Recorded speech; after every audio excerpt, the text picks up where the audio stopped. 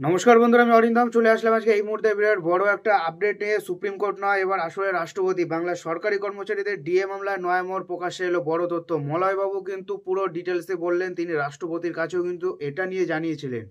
So ভিডিওটা কিন্তু খুবই গুরুত্বপূর্ণ হতে চলেছে। সো ভিডিওটা কিন্তু প্রথম থেকে শেষ পর্যন্ত অবশ্যই আপনাদের দেখতে হবে।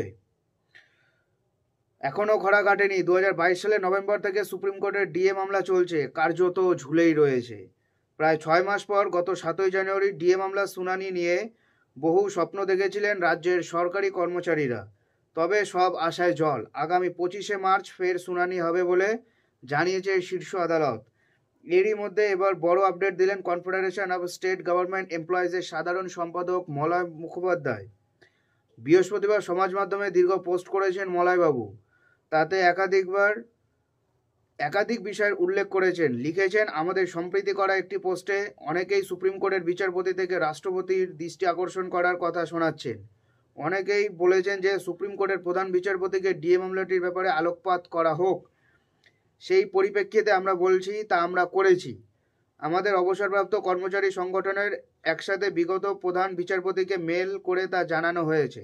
রাষ্ট্রপতিকে জানানো হয়েছে, তিনি সেই চিঠি সিএসকে ফরওয়ার্ড করে দিয়েছেন।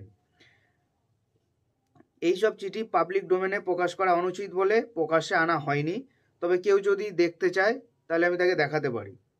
তিনি বলেন, এই প্রেক্ষিতে বলি, একজন সরকারি কর্মী তিনি নিজের উদ্যোগে 2 প্রধান বিচারপতিকে যে চিঠি দিয়েছেন, তিনি তা আমাদের পোস্টে এক প্রশ্নকারী কর্মীকে তিনি তার অভিজ্ঞতা আমার সম্প্রীতি করা পোস্টে উল্লেখ করেছেন।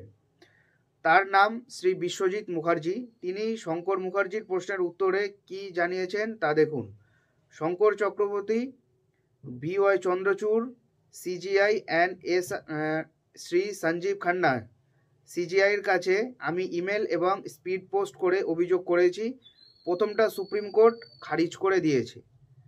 কনফেডারেশন অব স্টেট গভর্নমেন্ট এমপ্লয়িজের সাধারণ সম্পাদক আরও জানান, দ্বিতীয় জন কোনো রেসপন্স করেনি। তারপর লিস্টের শেষে মামলাটা ইচ্ছে করে রেখেছে যাতে হিয়ারিং না হয়। আমাদের লড়তে হচ্ছে কোর্টের সঙ্গে বা সরকার অপোজিট পার্টি এর অ্যাডভোকেটের সঙ্গে নয়। এমনভাবে লিস্টিং করছে যাতে হিয়ারিং না হয়, সময়ের অভাবে।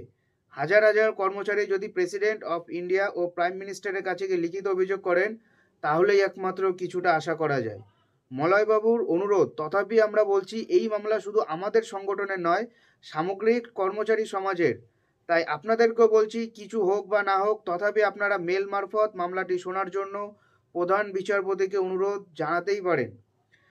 তাতে কোনো আইনি বাধা নেই। তবে প্রধানমন্ত্রী বা রাষ্ট্রপতিকে এই ব্যাপারে চিঠি দিলে তারা সর্বোচ্চ আদালতে কোনো হস্তক্ষেপ করবে না। তারা সেই চিঠি এই রাজ্যের মুখ্য সচিবের কাছে আবার সে পাঠিয়ে দেবেন, অর্থাৎ আলটিমেটলি বিগ জিরো।